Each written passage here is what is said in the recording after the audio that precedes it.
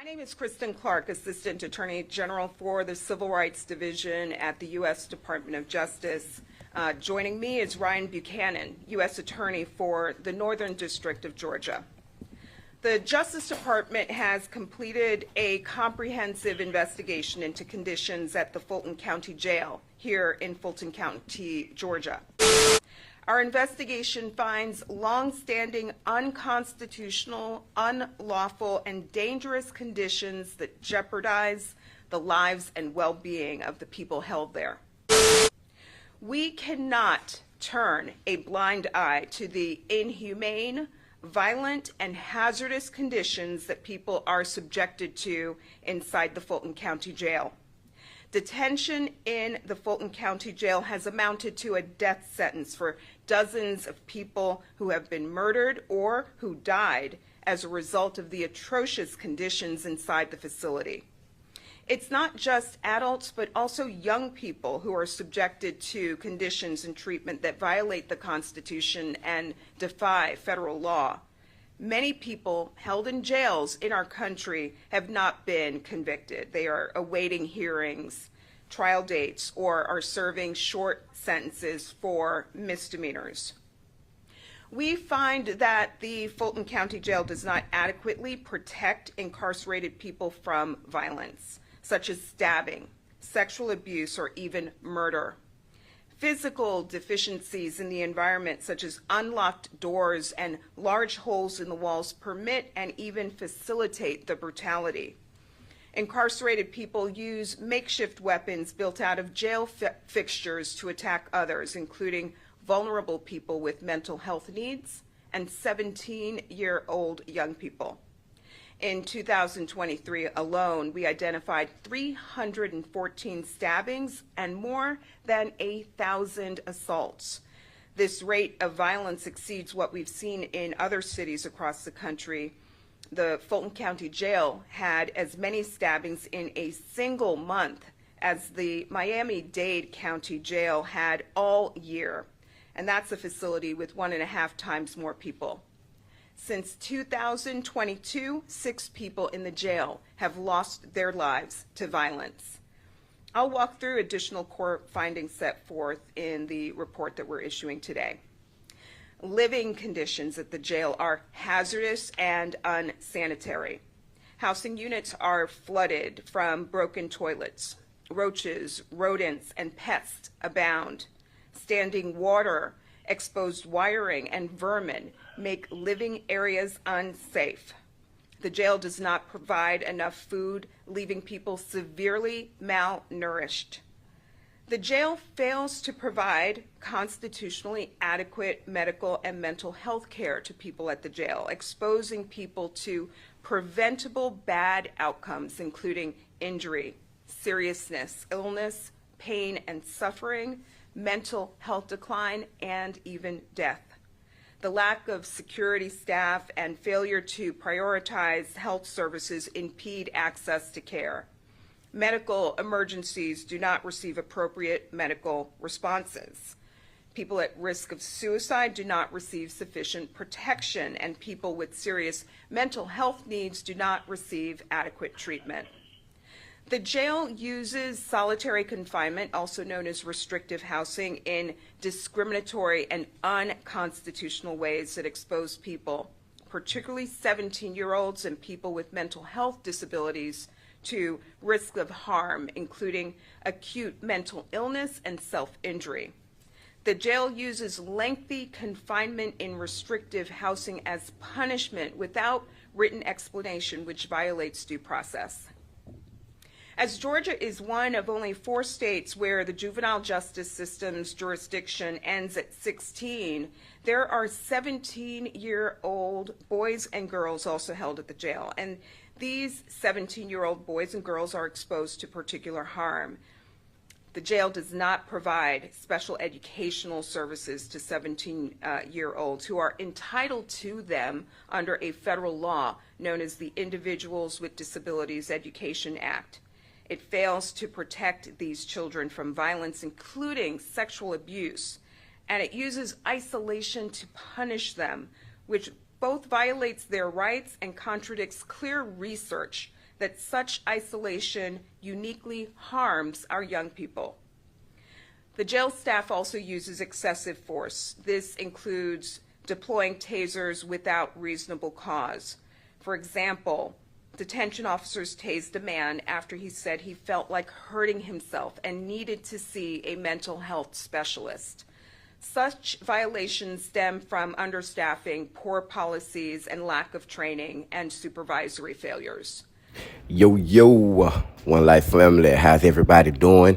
If you are returning to the channel, I definitely want to welcome you back to the channel. If this is your first time stopping by the channel, I want to welcome you to the channel.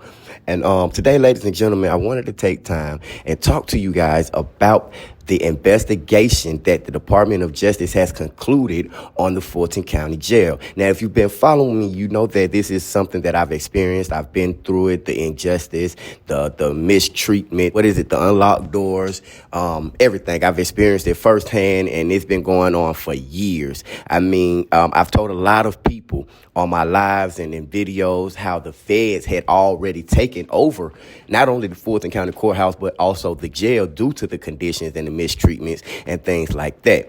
So I wanted to kind of make these videos and kind of put people up on the severity and the conditions of the jail and hear what the Department of Justice said in their findings and kind of where the future holds, or kind of what the future holds for Fulton County. Now, I will say this.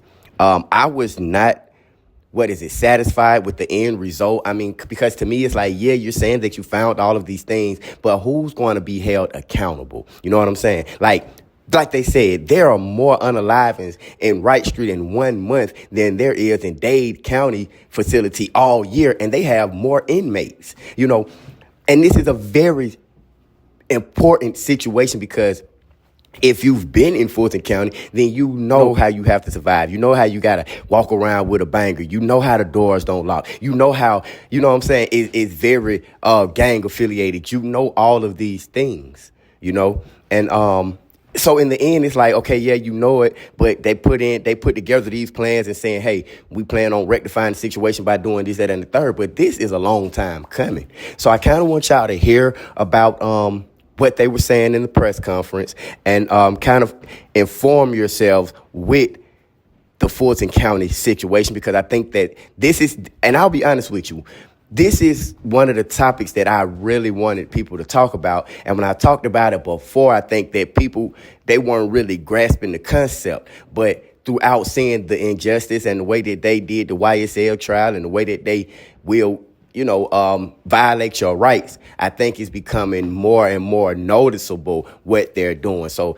I want y'all to take a look at some of the clips from the press conference and let me know in the comments below. What do you think? Is the Fulton County situation something that you're familiar with? Do you have any relatives in Fulton County? You know, any experiences with Fulton County, you know, and just let me know in the comments. One Life. Individual experiences are gut-wrenching. For example, LaShawn Thompson, a black man with serious mental illness, entered the jail on low-level charges and was confined to the mental health housing unit. 3 months later, staff found him dead in his cell, infested with lice, and as a medical examiner concluded, neglected to death. Several months before that, another black man with serious mental illness died after he stopped taking his medication. 2 more black men with mental health disabilities were murdered by their cellmates. Weeks after we opened our investigation, 6 more black men died at the jail. All of this is a racial justice issue. 91% of the people living in these abhorrent, unconstitutional conditions are black, as compared to 45% of Fulton County's overall population. It's also important to note that the vast majority of the approximately 2,000 people held at the jail have not been convicted of a crime. They are awaiting hearings and have yet to be tried, many of them. There are also a significant number of people with mental health disabilities. During our investigation, we worked closely with correctional, medical, mental health, and educational experts. We physically inspected the jail and observed housing units. We visited medical and mental health service areas. We reviewed thousands of pages of documents and interviewed dozens of jail staff and leadership. And we listened to the people held inside the jail and their advocates and their family members. We thank officials for their cooperation, and we thank all of those who provided valuable information and whose advocacy predates this investigation. I'll note that officials have taken preliminary steps to improve conditions, but they simply are not enough.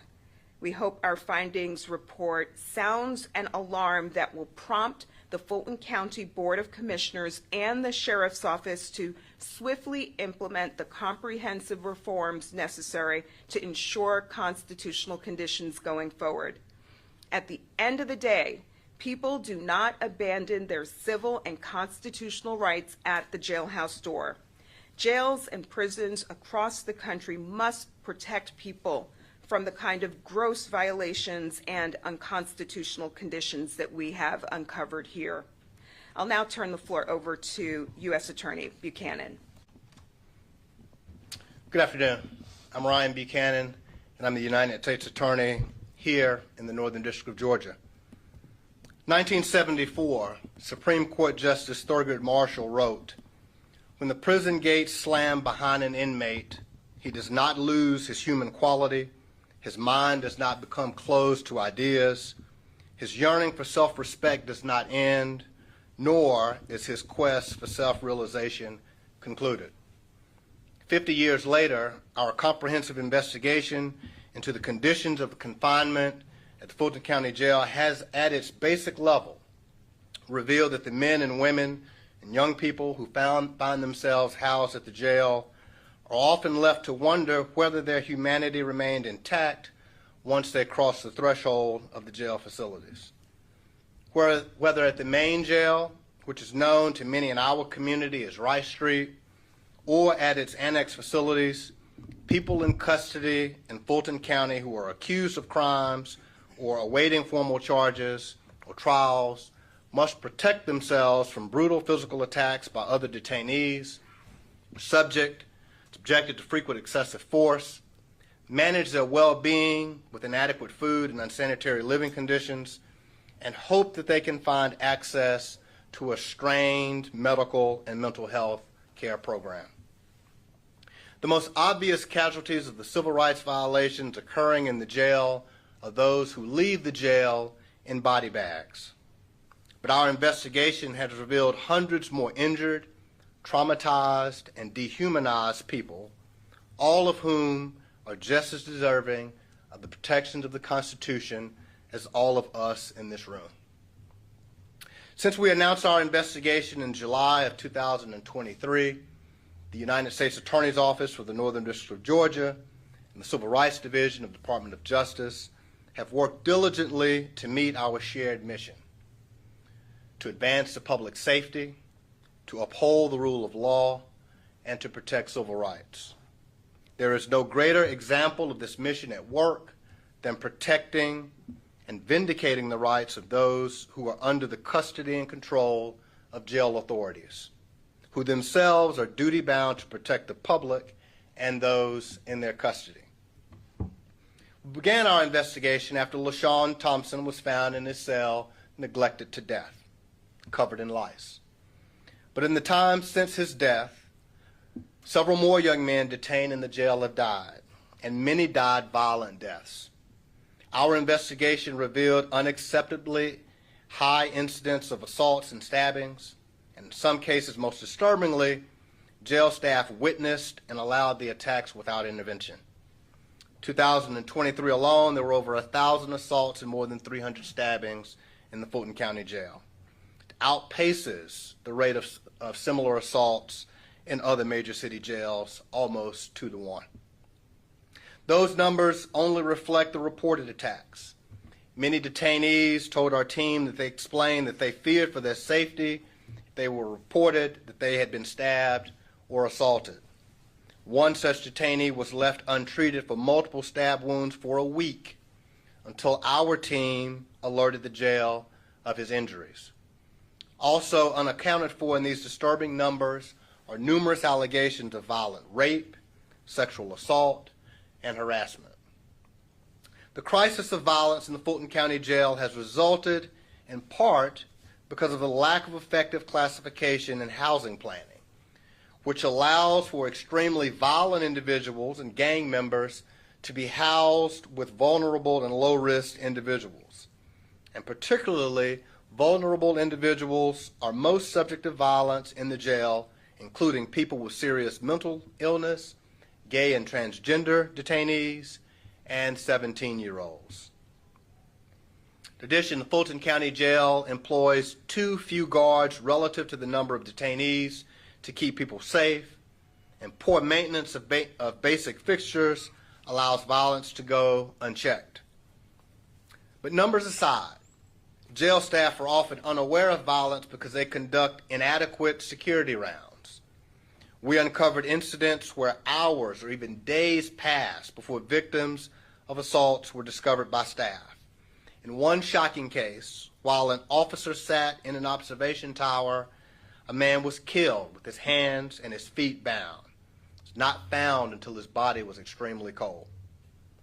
Additionally, hundreds of broken light fixtures and cell doors allow violent detainees to move about at will in the shadows, and sometimes through the very walls of the facility.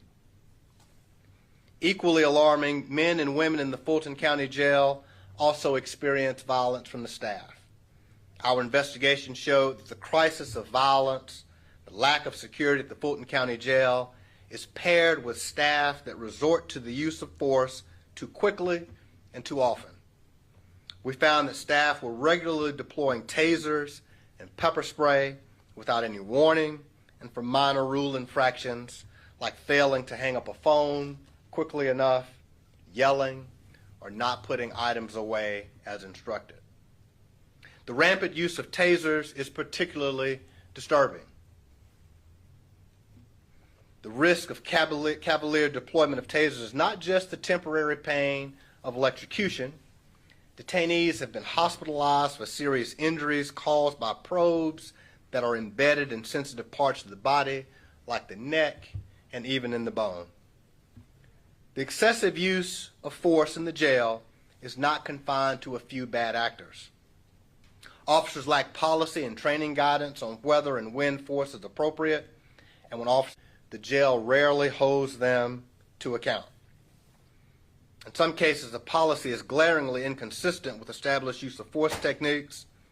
Written policies explicitly state that staff may deploy their tasers against suicidal or emotionally disturbed persons without any assessment of danger to themselves or to others. Staff are permitted to use force when a person interrupts their work, and the use of force reports and supervisor reviews bear this out. Supervisors rarely assess a need for the use of force if they do it at all. Perhaps most concerning, our investigation showed that even when the jail determines that an officer used excessive force, discipline is virtually non-existent. Those officers go back to their jobs to repeat the same conduct. Aside from the glaring risk of violence, detainees face the insidious threat of unsafe living conditions, constant exposure to rodents and pests, and an unsettling disregard for food safety. Detainees in the Fulton County Jail lack basic necessities like working toilets and sinks, and are exposed to flooding, standing water, mold, and what can only be described as filth. Pests carrying bacteria and disease not only run rampant in food preparation areas, but have infested the bodies of the people in the jail, people like LaShawn Thompson. Earlier this year, our team was evacuated from a housing unit in the jail because of a lice outbreak. Given the high incidence of violence in the jail, the need for adequate medical and mental health care is critical. But Fulton County Jail has failed to provide constitutionally adequate care to the men, women, and young people in the custody of Fulton County Jail in virtually all respects. For a time, because of the unsafe conditions in the jail, Fulton County's health care provider, NAFCare, nearly terminated its contract to provide medical and mental health services for fear that their staff would become victims of the dangerous environment without proper security escorts. The lack of security left an entire floor of the jail without adequate access to care because it was simply too dangerous for the health care workers to go inside. Medication and treatment are often impeded by flooding in a unit, power outages, and the unavailability of officer escorts. This lack of care in the Fulton County Jail has led to at least 17 non-homicide, non-suicide deaths in 2022 and 2023, a rate that is more than twice the national average since 2019. A detainee who reported chest pain later died of a heart attack. The jail failed to assess a man for rapid weight loss before he died, much like LaShawn Thompson, who died after losing over 30 pounds in 3 months. These figures likely underreport the true death toll of people who were transported out of the jail to Grady Hospital and died outside of the jail walls. Someone dies in the jail, there's little or no effort by the jail to determine the root cause of their death. 75% of the people who have died in Fulton County Jail since 2021 had a current mental health diagnosis or a history of mental illness. Perhaps unsurprisingly, the mental health treatment options and suicide prevention practices are grossly inadequate in Fulton County Jail. Our team observed firsthand how custody staff deprioritize mental health issues and fail to respond appropriately to concerns. Requests for mental health treatment are delayed or ignored, and mental health staff are simply unable to provide the minimum standard of care for those who need it. Daily medication is often unavailable, and suicidal detainees are often isolated and locked in restrictive housing in lieu of treatment. And when people are released from the Fulton County Jail, they are frequently left without the medication needed to sustain their health, without notice to their families, and sometimes actively experiencing a mental health episode. This is not a recipe for ensuring the safety of these individuals upon release or the safety of our community, and it is constitutionally unacceptable. Finally, I'd like to speak about a population in the Fulton County Jail that many may not know exists, a population of 17-year-old boys and girls.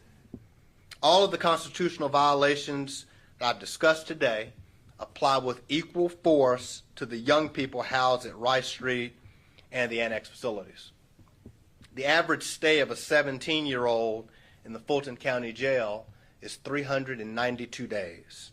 In that time, they are particularly and uniquely at risk for violence, lack of access to mental health care, risk of suicide while in isolation in restrictive housing. During the team's tour of the South Annex, they learned the boys there were held in their cells for 22 hours or more, frequently. The girls housed at Rice Street fare no better. And to the extent that these young people require a kind of specialized educational programs that are called for by federal law, they are not getting them. In fact, no educational services of any kind are provided to the 17-year-old detainees in Fulton County. These young people deserve better. You'll see that our report lays out the bare minimum measures the Fulton County Jail must take to comply with its obligations under the Constitution and federal law. We are appreciative of the cooperation of the Fulton County Sheriff thus far, and we look forward to working with them going forward to remedy these civil rights violations in the weeks and months to come.